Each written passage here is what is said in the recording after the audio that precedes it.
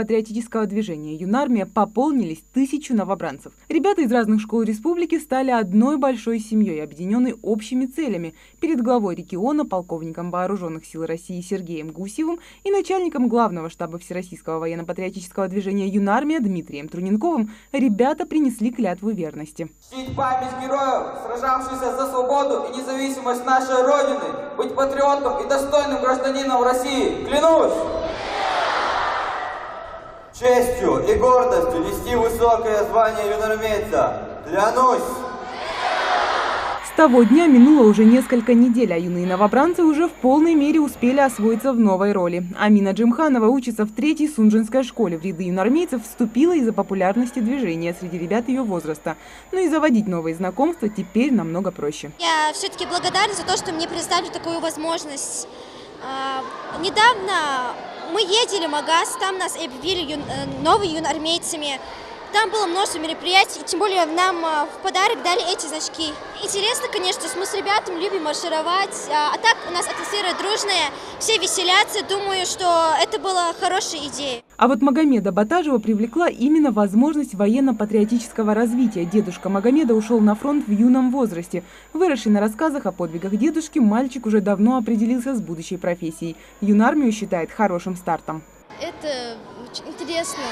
Ты там...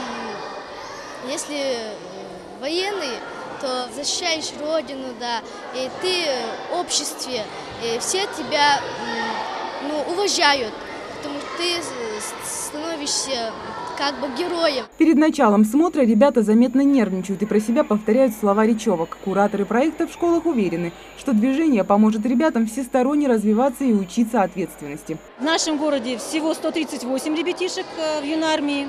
В параллельных классах сейчас наших ребятишки очень хотят тоже попасть в это движение. Они приходят, мы принимаем их заявки и потихоньку, думаю, мы будем расширять.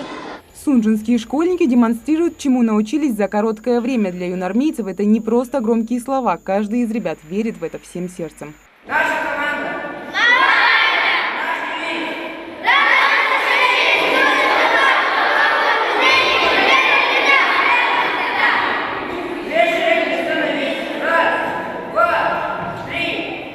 Такой своеобразный смотр юноармейских отрядов проводит начальник Ингушского штаба военно-патриотического движения Мадина Богатырева. Для нее, как для руководителя, важно показать новобранцам, что каждый из них особенный.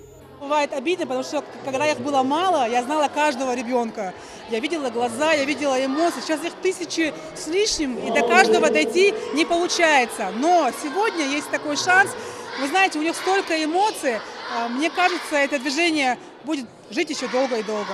Ну а завершилось мероприятие на творческой ноте. Члены движения исполнили патриотические песни.